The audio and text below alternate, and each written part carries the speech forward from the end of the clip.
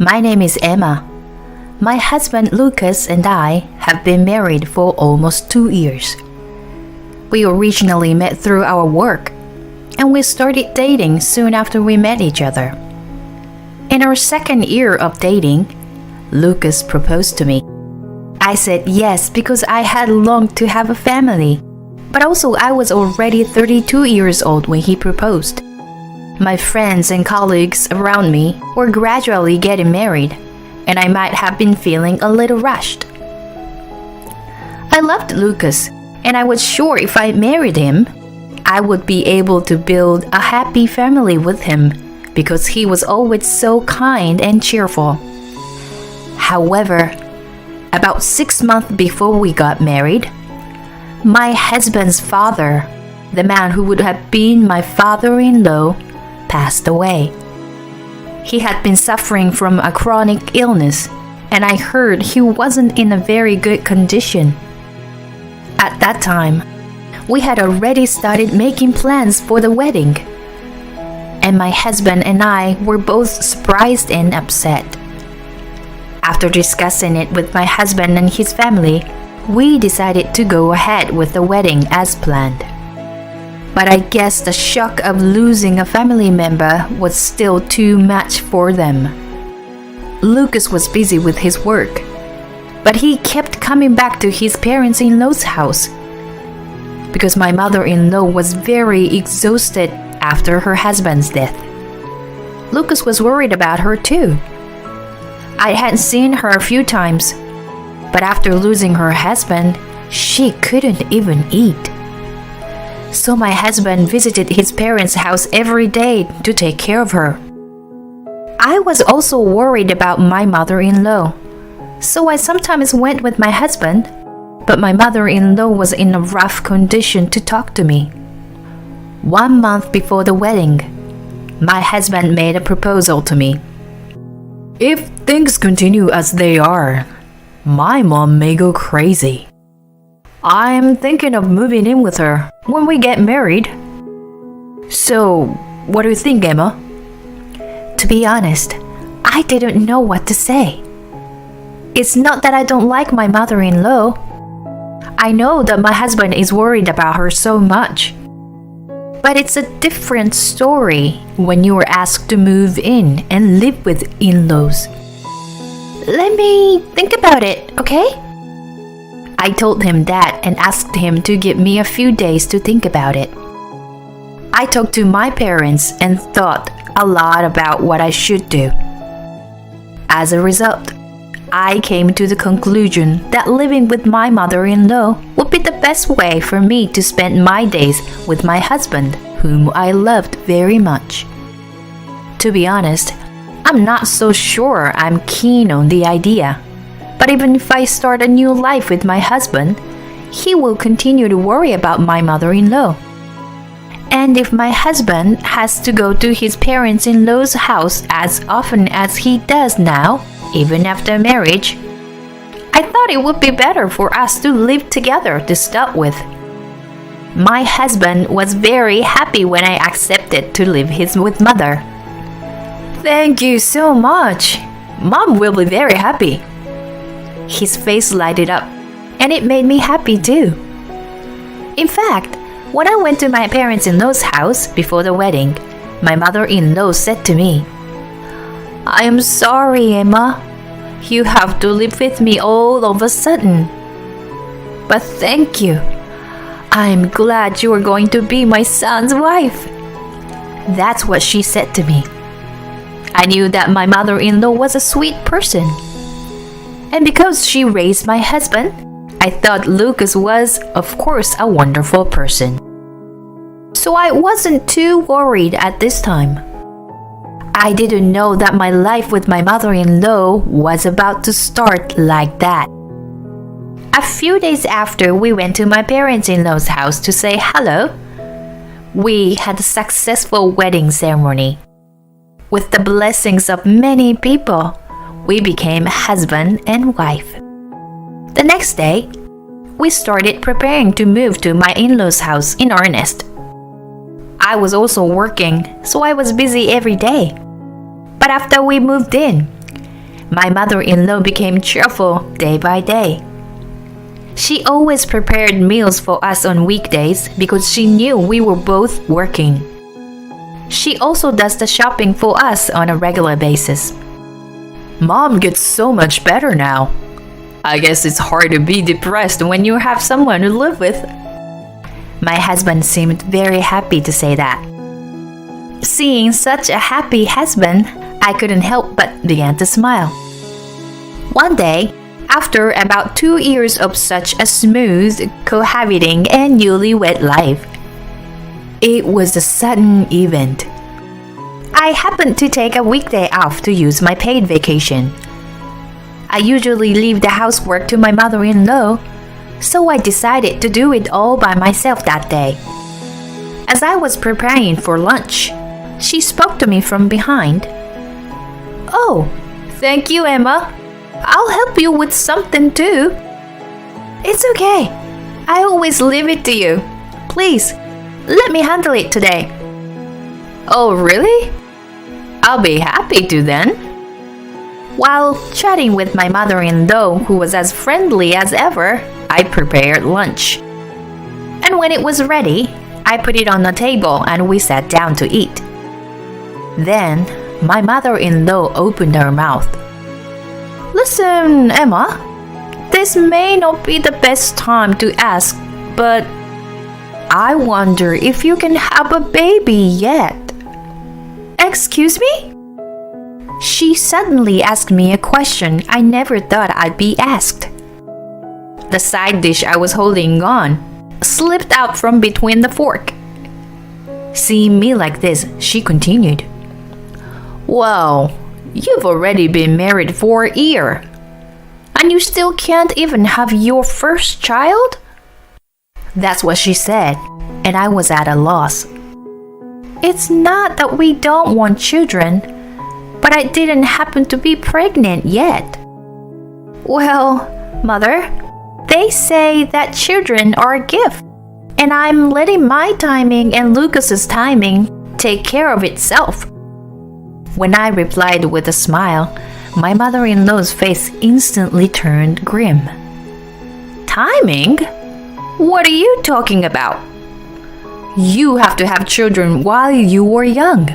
Do you understand?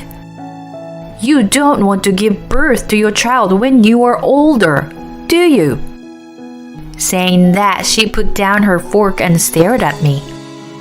"It's not right that you can't conceive a single child after being married for a year and a half," she told me firmly. Maybe my mother-in-law does have a point. I've always had irregular cycles, and I never really paid much attention to it. My mother-in-law told me that maybe there was something wrong with me, and that's when I started to think about it. As a result, Lucas and I decided to go for a fertility test together during his next day off. I was very anxious inside during the test. It turned out that my body had a constitution that made it difficult for me to conceive a child. I was not sure what to do. But after consulting with Lucas, we decided to share this to my mother-in-law. "May I have a word with you?" After dinner, we decided to tell her the truth. "What do you want to talk about? What's wrong?" With my husband by her side, my mother-in-law remained in her usual gentle mood, and I didn't feel the pressure I felt the other day. But I couldn't start a conversation because I knew it wasn't a good news. Then my husband opened his mouth instead. "Mom, maybe we won't be able to have a baby until later. And in the worst case scenario, we may not be able to have a baby." Then my mother-in-law's eyes widened at my husband's words, and she said, "Wait a minute! What are you talking about? Are you kidding me? We've been tested, and it turns out that Emma is constitutionally incapable of conceiving a child." I continued to feel awkward. My mother-in-law was staring at me, and I could feel it even if I didn't want to. "Is it true, Emma?" My mother-in-law questioned me like that, and I replied, "Yes, I'm sorry." That was all I could say that day. But the next day, my hell began. My mother-in-law, who had been so kind to me, started to ignore me. My husband used to be the first to eat breakfast, so I ate with my mother-in-law after him. But for some reason, my mother-in-law started eating alone.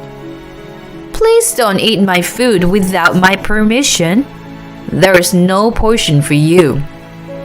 That's what she told me when I tried to prepare my own portion. If I tried to make my own meal, my mother-in-law would say I was in the way. I couldn't talk back, so I ended up going to a deli and grabbed some sandwiches before going to work. One day, before going to bed, my husband said to me, "Emma, I know you're busy, but could you please do your chores a little better?" "What?" "Don't let my mom do all the work. I know she does all the housework for you. Besides, my wardrobe is too messy lately, you know. Can you put my clothes and stuff more neatly?" I never knew what that meant. I always do laundry for me and my husband, and I am the one who puts them in my husband's wardrobe. But every time I put it in there, I fold it neatly and put it in neatly. I even fold them yesterday, like I always do. But he never listened to me. "Then look at it later. It's a mess." With that, he went to bed. I looked at his wardrobe and found it was a real mess, a complete change from when I put it away. What's this? Who would do such a thing? You don't even have to think about it. My mother-in-law is the one who is home alone all day. But I thought maybe it just happened to be messed up when my husband was taking it out. I decided to wait and see. But the next day, Lucas told me something I never thought I would hear. "Emma, are you harassing my mom?" "What? What are you talking about?" I was so confused because I had no idea what he was talking about. "Don't play dumb with me. You broke her mug cup today, didn't you?" "Well, she dropped it herself. I didn't even touch it." It was the day my mother-in-law bought her favorite mug cup. I know that while I was hanging the laundry out to dry, I heard a rattling sound coming from inside the house, and my mother-in-law was lamenting about it. But for some reason, my husband didn't believe me. "How come you did such a thing, knowing that the mug was her favorite?" He blamed me. My husband didn't believe me, even though I repeatedly tell him that I didn't do it. On the contrary, he takes my mother-in-law's side without any proof, keeps accusing me of doing it. Why do you always believe what your mother says? I told you I didn't do it. And I didn't do anything to your wardrobe either. If anyone is going to make a mess, it's your mother. I'm the one being harassed. Why can't you see that? I got emotional and told him like that. Then my husband's face turned red in anger. That's enough. How much more can you make my mother look bad? That's why he yelled at me. I froze on the spot because I never heard him say such a thing before. Then my husband sighed and said, whatever. I'm disappointed in you. Go home to your parents for a while and cool off." Then he walked out of the room. Cool off? Me? I honestly didn't know what was going on. But it was true that I didn't want to be in this house any longer. I went back to my parents' house with some necessities. My parents were surprised that I suddenly came home. But when I told them about what happened, they said I didn't have to go back. The stress of being away from my parents-in-law's house was rapidly disappearing. I was commuting to work from my parents' house and was living a reasonably fulfilling life. About a month later, I got a text message from my husband. "Emma, I know you want to come home. I will forgive you if you apologize to my mom." The moment I saw that email, I felt a surge of anger towards my husband and mother-in-law that I almost forgotten about. Why should I apologize? Why do I have to be the bad guy? "Okay, I'm going home tomorrow," I texted him back. The next day, I went to my parents-in-law's house to take revenge on my husband and mother-in-law. After work, I went there for the first time in a month and I pressed the intercom. My mother-in-law answered. My husband had not come home from work yet. As soon as she saw me, "I'm so glad you finally came home, Mrs. Bad Wife. I wonder if you've reflected on what you did." She smiled at me as if she was looking down on me inside. I was taken to the living room, but as expected, my mother-in-law's ranting didn't stop until my husband returned. "I heard you told Lucas that it was my fault. How could he believe that? You are just a stranger to us. You've been in the way from the beginning, you know." I wanted to yell at her, but I held it in until my husband came home. He came home a few minutes later. "Emma, did you apologize to her?" That was the first thing he said. No, I didn't. There's nothing to apologize for." When I said that, my mother-in-law and my husband stormed in on me. "If that's the case, why did you come back?" "I was trying to get you to come back to live with us." I took a deep breath and said, "Thank you for everything you have done for me. That's what I came here to say." My husband and my mother-in-law froze at these unimaginable words. And then I took the divorce papers out of my bag and held them out to my husband. "I've had enough of playing family with you two. Let's go back to being strangers." When I said that, Lucas got angry with his face deep red. "Of course then. Let's do that right now." Then he got desperate, signed the divorce papers, and pushed them on me. "That's enough. You get the hell out of my house, you trashy wife. You just harassed my mother so much." I laughed and laughed in response. "What's so funny?" "I'm sorry. It's just so stupid. You still think you were right about your mother?"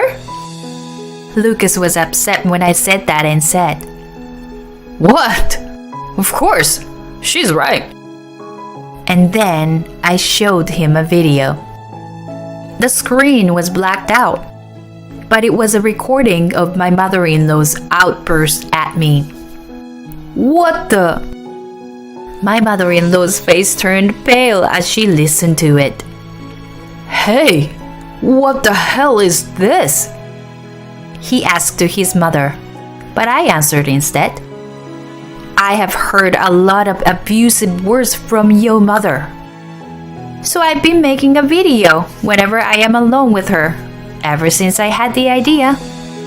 Then, why didn't you show it to me earlier? And then this wouldn't have happened.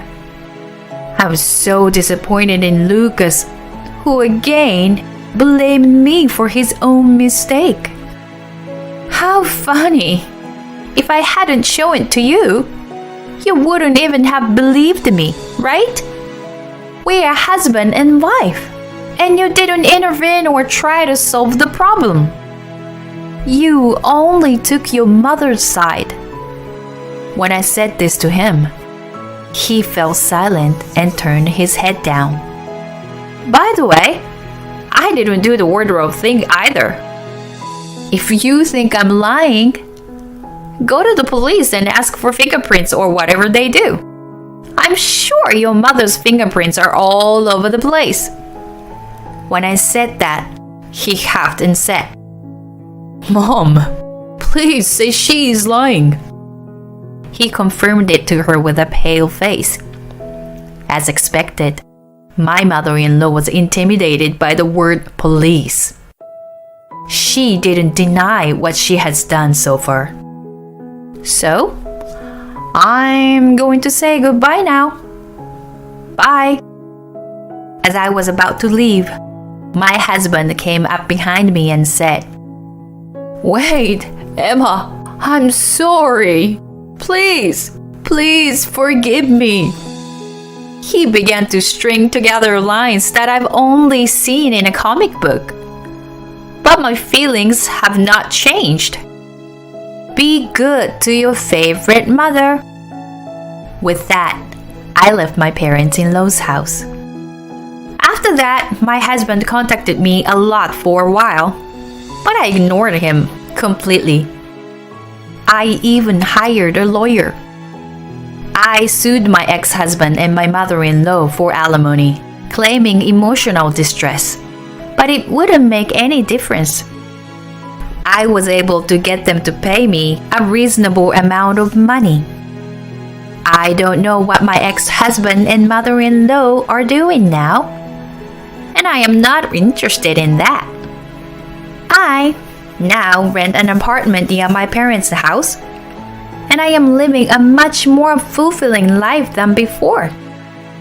I realized that marriage is not something to be rushed into, and that you should get married only after you know your partner's family properly. From now on, I would like to make the most of my reflection and try to be a better judge of people.